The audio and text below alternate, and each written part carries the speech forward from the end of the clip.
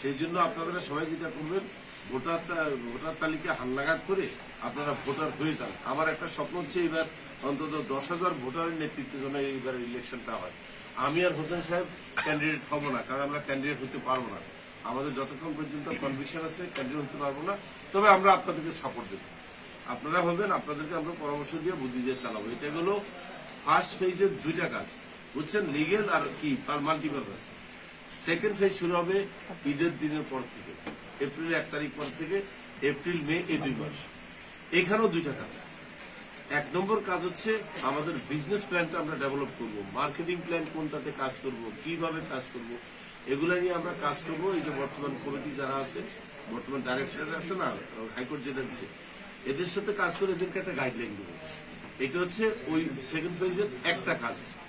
আর আরেকটা কাজ হচ্ছে আমাদের এই কি বলে এই যে যত প্রপার্টি আছে, যদি আমাদেরকে এমএলএম বিজনেস করতে দেয়, দিল, না দিলে আমরা ট্রেডিশনাল ব্যবসা শুরু করব। এবং বিশ্বাস করেন এই 46 লক্ষ লোকের রিজিকের ব্যবস্থা হয়ে যাবে। এমএলএম করে ভাত খাইতে হবে, ডেস্টিনি এত বাধ্যকতাই নাই।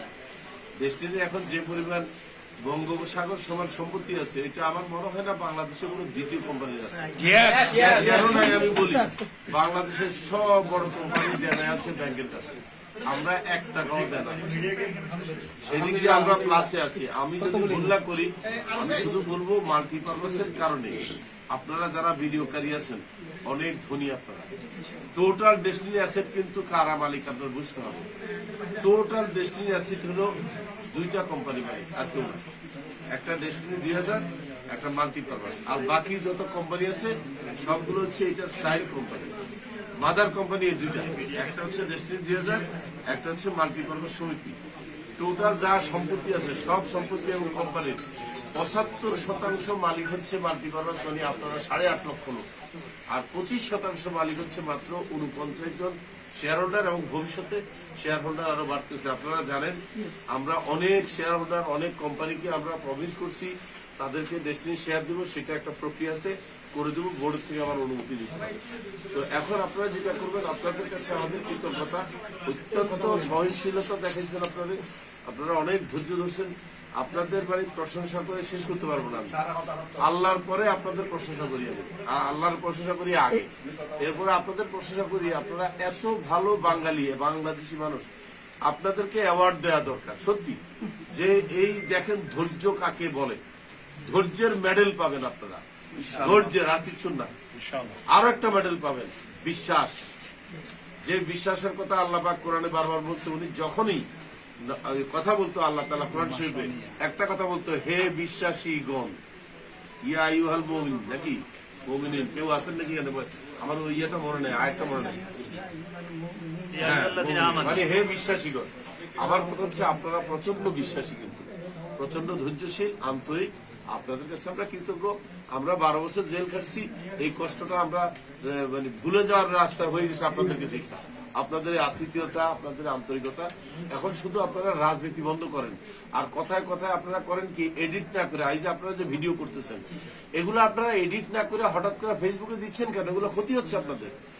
মেয়েকে এডিট, এটাকে সম্পাদনা করে, এটাকে চুলচেরা দেখে কোনটুক দিবেন কোনটুক দিবেন না দেখে, আর হঠাৎ করে এমন কিছু আপনারা দিয়ে দেন ফেসবুকে, আমরা যেটা হয়তো আপনাদের সাথে ঘরোয়া আলোচনা করতেছি আপোষে, সেটাই দিয়ে বসতেছে। আর মিথ্যা তথ্য দিবেন না কখনো, মানুষকে মিথ্যা আশ্বাস দিবেন না, মিথ্যা তথ্য দিবেন না। আমি 2টা লোকের দেখতে পারি না, সেটা সারা পৃথিবীতে, এবং ডেস্টিনিতে যদি এই 2টা লোক পাই তাকেও আমি ঘৃণা করবো, বলে দিচ্ছি আজকে থেকে। আমি 2টা লোকের ঘৃণা করি, ডেস্টিনিতে পাইলেও আমি ঘৃণা করবো। 1 নম্বর ব্যক্তি হচ্ছে যে মিথ্যা কথা বলে, অনর্গল, এরা আমি দেখতে পারি না। 2 নম্বর ব্যক্তি হচ্ছে যে অন্যের টাকা মেরে দেয়, মিথ্যা কথা কয়ে টাকা নিয়ে টাকা মেরে দেয়।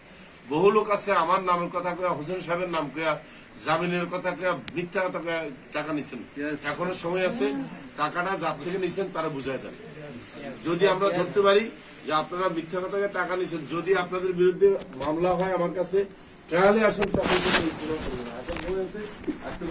বলে আসলে এটা ওনার থেকে দিতে পারিনি, আমি নিচ্ছি। তাই যে টাকা মেরে দেয় আর যে মিথ্যা বলে, এই 2টা আমার গ্রুপের শত্রু। তারপর সবাইকে আবারও ধন্যবাদ। আমরা আসছি, কালকে আমাদের একটা মামলার হাজিরা আছে, এটা কিছু না, এটা একটা নর্মাল মামলা, তাই না? এবং আমি সেই লোকটা, যে লোকটা মামলা করছে, আমি পার্সোনালি তার সাথে দেখা করতে চাই, আপনারা তাকে ইয়ে করে দিন। স্যার, আমি ডিল করছিলাম, তারে বলেন আমার সাথে হোটেলে এসে দেখা করতে। আমি তার প্রতি যথেষ্ট আন্তরিক সাথে বিনিয়োগ করছে, ভাই মিথ্যা কথা বলে লাভ আছে, কিন্তু সে যেটা ভুল করছে, সে 4 লক্ষ টাকা বিনিয়োগ করছে সুদে আসলে, খেয়াল করেন কিন্তু সুদে আসলে 60 লাখ টাকা, 44 লাখ টাকা। আমি আপনার সুদ দেবো কেন? আমি তারা বলছি বারবার আপনি অরিজিনাল নিয়ে যান, না আমি অরিজিনাল নেবো না, আমি স্যার ঢাকায় নিয়ে আমার 44 লাখ টাকা দিতে হবে। বাংলাদেশের আদালত এবং সরকারও কোনোদিন আমাকে বলবো না তুমি 44 লাখ টাকা দিতে বাধ্য। সরকার আমারও বড় বলছে তাদের পাওনা টাকা দিয়ে দাও, সে পাওনা টাকা নিবে না। আমি বললাম ভাই পাওনা টাকা যদি না নেন তাহলে আসলে আপোষে একটা কথা বলি কি, আপাতত পাওনাটা নেন, ভবিষ্যতে গাছ যদি পাওয়া যায় কাড়ে নাই, সেই গাছকে একটা আপনারও পয়লা লাভ দেবো জান, এটাও বলছে। স্যার, আপনি তো তাদের জন্য যদি কোনো শেষ কথা যদি বলতে শেষ কথা হচ্ছে কোনো বাড়তি কথা বলা যাবে, কারোর সাথে মিথ্যা বলা যাবে না, কোনো মানে টাকা পয়সা ধান্দা করে নেওয়া যাবে না। ধৈর্য ধরেন, 2টা ফেজে কাজ হবে, ফেজ 1 ফেজ 2 ফলো করবেন এবং আমাদের 2 জনের নাম বিক্রি করবেন না। এই যে হোসেন সাহেবের নাম আমার নাম, হয়তো বললে চেয়ারম্যান সাহেব এটা কইছে, নো, চেয়ারম্যান সাহেব রফিকুল আমিন সাহেব কোনোদিন এত নির্ভুল না যে তারা